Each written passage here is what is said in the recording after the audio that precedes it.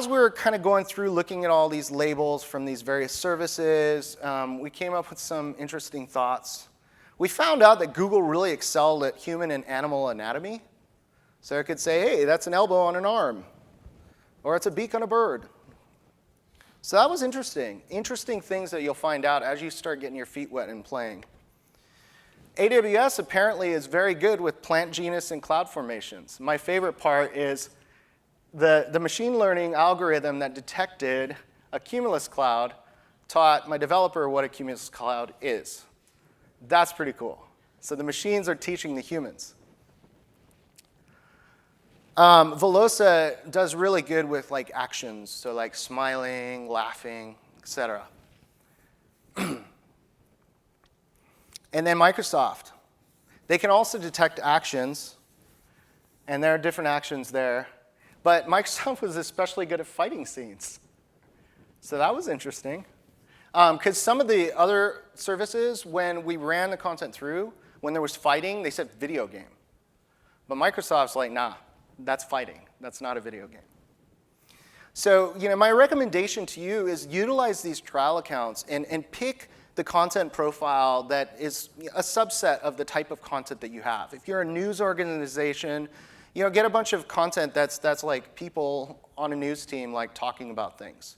If you're a nature company, get that nature video library and create these models. But before you do that, just play with these services. Play with the video indexer. Play with Vilosa. Play with Veritone, et cetera.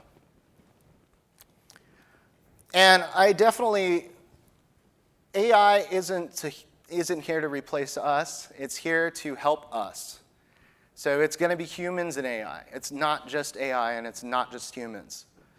Really good example is with model training. I submitted this black and white cartoon to one of the services. I can't remember which one, and maybe I'm saying that because I don't want to get one in trouble. But it was a black and white cartoon from 1930. And this guy is hopping across like this with this black cape. What do you think it detected? Not a guy in a black cape. It detected a bat. And it's like, okay, I can see why that's a bat. I can see. It's like a 5-year-old that it's never quite seen something, so it's using what it understands through its own trained model to make its best guess. And that's where that confidence level comes in.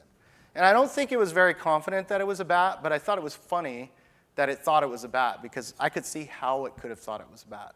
Just like the mirror example earlier with the computer monitors.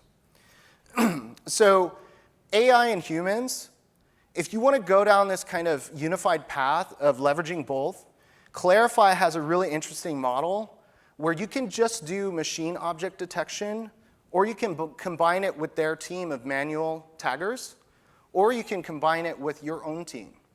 So it's like best of both worlds. You're getting some basic stuff in, and then you're also leveraging human metadata taggers to kind of help out. Hive has 2 different services. One's called Predict, which is machine learning, and the other one is humans. It's Hive data. And make sure to put those checks and balances in. Maybe it's good enough for you to say, hey, I'm going to use Video Indexer, and any of the labels that come back, I want to make sure it's 90% confident. And then you just kind of go through some of those initial indexed videos and just make sure it's helping you out in the way you need it to.